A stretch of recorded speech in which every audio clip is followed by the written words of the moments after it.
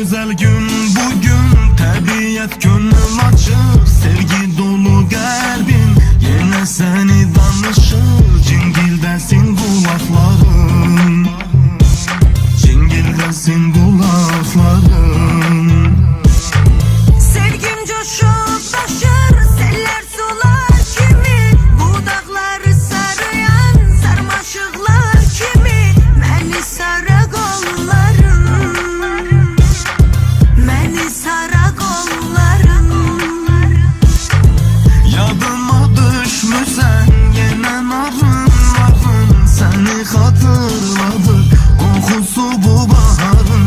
Çırpınır sinəmdə o eşqin həyəcanı, yenə də səninəm, yenə sənin yarın. Yadıma düşmüsən yenə narın, səni xatırladır qoxusu bu baharın. Çırpınır sinəmdə o eşqin həyəcanı, yenə də səninəm, yenə sənin yarım.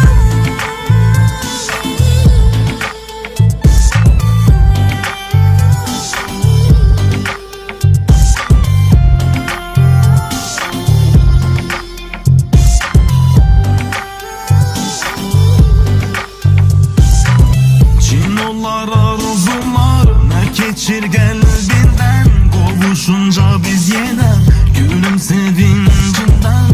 İslanır yanaqların,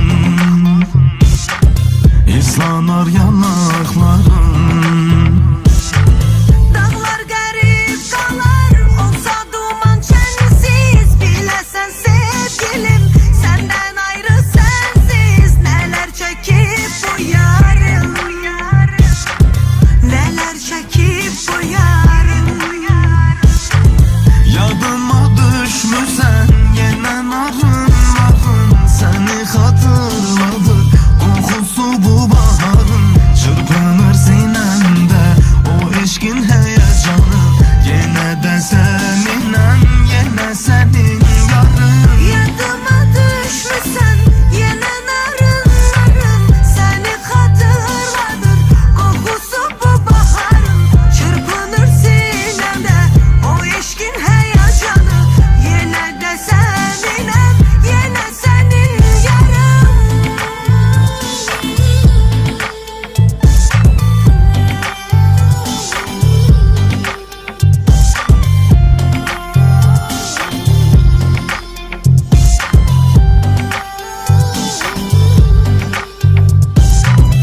İkimizin də bir arzusu var indi, xatiri bu eşqin ah necə şirindir. Anlamı o çağları, anlamı o çağları. Yadıma düşmüsən yenə narın, səni xatırladır qoxusu bu baharın. Çırpınır sinəmdə o eşqin həyəcanı, yenə də səninəm, yenə sənin yarım. Yadıma düşmüsən yenə narın, səni xatırladır qoxusu bu baharın. Çırpınır sinəmdə o eşqin